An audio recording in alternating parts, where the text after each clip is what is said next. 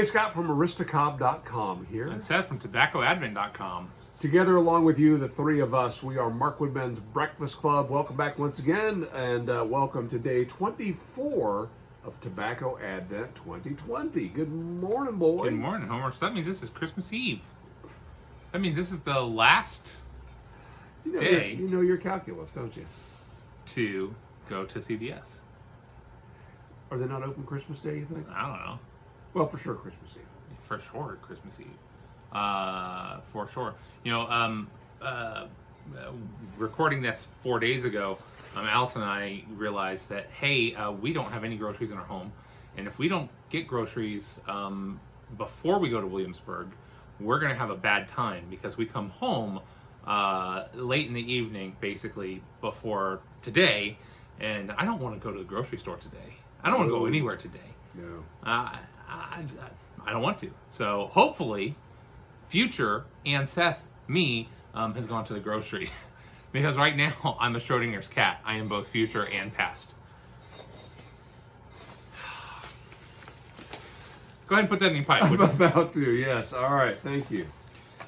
Scott and Seth, Merry Christmas and Happy Tobacco Advent 2020. Please accept the sample of Sutliff Tobacco's Great Outdoors. It's an aromatic mix of black Cavendish and burley. It has a light vanilla casing and has become one of my favorites. Thank you for all that you do to promote this pipe smoking hobby. All the best, Chris, aka Chris the Bearded, on Instagram and YouTube. Thank you, Chris. And Chris said, knows what I like. P.S. I'm including a little something extra for you guys because I can, and we'll tell you what this is in January when we smoke it. But Chris, thank you so much for sending in the tobacco. Chris replied to our APB when it looked like we had no chance of having enough tobaccos to get through Christmas. So, Chris, thank you so much for that. Chris, how many cornaments do you have at this point? You've been a part of Tobacco Advent with us for quite a while. Thank you. Oh man. Reminder, you can post a video response to any of the days that we're doing. Answer our questions of the day with a video of your own. Put the URL in a comment of that day's video, and for every video response you post, your name goes in the hat in a drawing for a Cobbett pipe.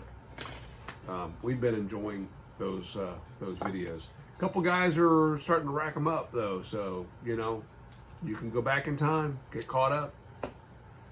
Did you announce when is that happening? When are you putting the names in the hat? I didn't, and what's an important step of that is you need to double check our official playlist to make sure that your video is in that playlist. If you don't see it in the playlist and it's been a day or two, leave another comment, because what might have happened is it might have wound up in our spam folder on YouTube and we don't know it's there. And so we want to be sure that it's on the official playlist, because that's the list I print out and cut and stick into the hat. So if you're not on the official list, you're left out. So. All right, today's question.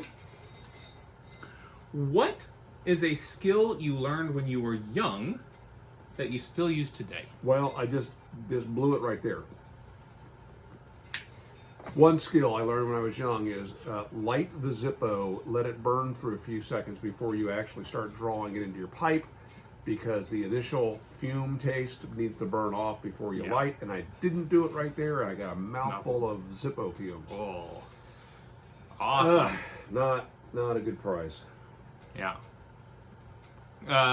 The astute among you will notice that I have kind of given up on having to refill the Zippo because I have to refill it. I filled it for you today. Oh, did you? I didn't know. Well, I apologize for not using it then.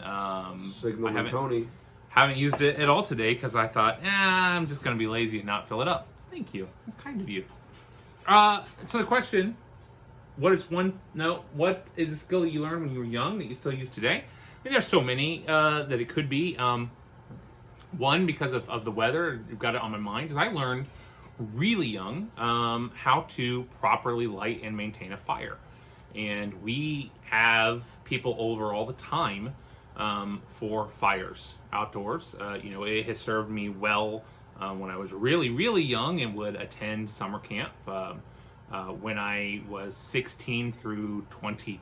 3, I most of those years worked at summer camps and was responsible for lighting fires several times a week. And it is sometimes, it's such an ingrained skill and knowledge set for me that I sometimes find myself being caught off guard when I'm at someone's house, and they want to have a fire, and just how foreign it is. And watch them do it. Oh my gosh, there's some ineptness, isn't there? It's difficult not to jump in and take over. You don't touch another man's grill, radio, or bonfire. Wife, or bonfire. And so it can be very difficult to sit and watch that. But there have been a lot of times where I have been invited to help in those situations. The other thing is, even more foundationally, is they say, yeah, we're gonna have a fire. I'm really excited, and it turns out they bought huge logs and they have no kindling, no tinder. They didn't think. They said, oh, well, we'll just use some toilet paper or some newspaper paper towels, and all of these things are just the wrong things to do in that circumstance. And unfortunately, if you're in a suburb and all you have are logs, it's nigh impossible to get a fire going unless you know what you're doing, and even then, it is a challenge. So what do you do? In that case, in that instance, what I would do is, always carrying a knife, would pull my knife out and start basically shaving. Whittle, yeah. Start shaving the larger pieces of wood into smaller flakes and pieces.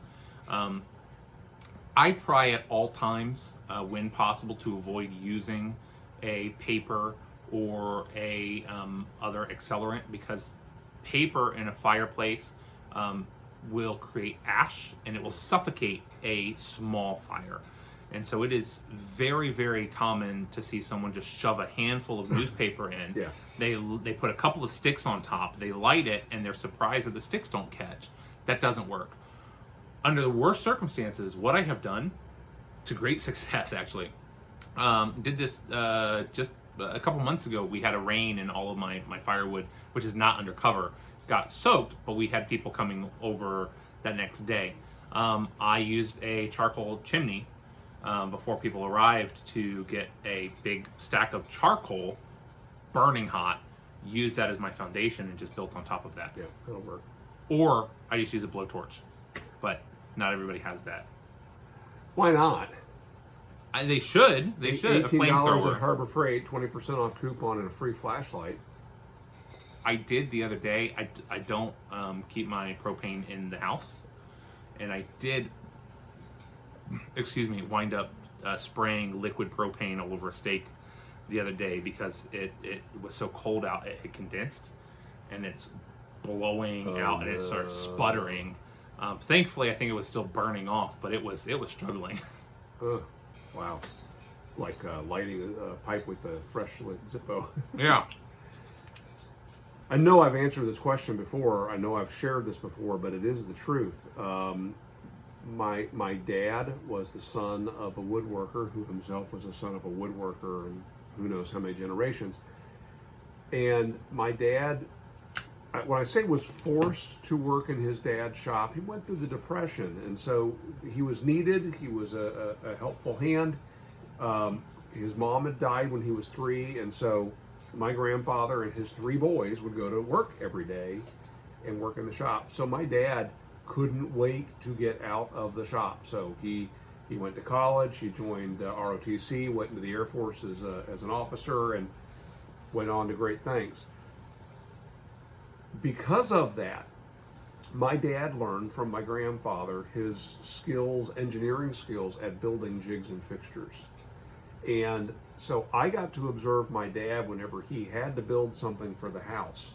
We'd go to the base hobby shop, and he would first stop and build a fixture or a jig of some sort to aid him in the construction of the thing that he was going to build. And so that way, if it's a complex cut, he's not messing around with that crappy miter gauge that everybody over the years has dropped and misaligned. He's made himself a cross-cut sliding jig and so on. And he did it because he hated woodworking and just wanted to get the job done and get it done perfectly. Also, you bring your supplies halfway across Dayton to Wright-Patterson Air Force Base to the shop. You get in there, you build, and then you go. And you don't want to leave your things behind because they had a way of walking or getting damaged or something. So, got to get the job done right. I picked up from my dad that skill, I guess, of first off being able to think something through and design an efficient jig or fixture to get the job done. And to this day, I love an excuse to have to build a jig. So something that's a little bit complex, I'm on it. I want to do that. Yep, I can solve this problem, and that's fun. And that's a skill I picked up at a very young age, and it has served me well. It's awesome. Yeah. I was talking to Isaac about that recently. We were talking about lean manufacturing and how it's important to try to find inefficiencies, correct them, because fixing something that reducing 2 seconds from a task that you do every day gives you over an extra hour back over the course of a year. And if you take away 2 seconds from a different task tomorrow, and 2 seconds and 2 seconds and 2 seconds, it all adds up very quickly. He was saying, anytime I bump into something or there's having to do a task more than 3 times, he's like, I'm all about that fixture and jig life. I'm going to build something that's going to make my life easier, and he's shaving away. Again, he's trying to build a business where he's selling wooden cutting boards and crafts and things, and he has realized that if he can build 6 cutting boards in the same time it used to take him to build 1, he can lower his price. He's making more per board, et cetera, et cetera. So he's really embraced that. It's smart. That's cool. I mean, we could go on and on and on and on about those things, but I think that's where we'll leave it for today. I am digging the tobacco again. It's almost all gone. Yes, Chris. Thank you. This is very good. So answer the question. Better yet, do a virtual response to this question and post it down below and get yourself entered in the drawing for a Cobbett pipe. More importantly, we'll have more interesting content on the YouTube pipe community for all of us to enjoy. So, All right, make it a great day. We will see you tomorrow on Christmas. See you then.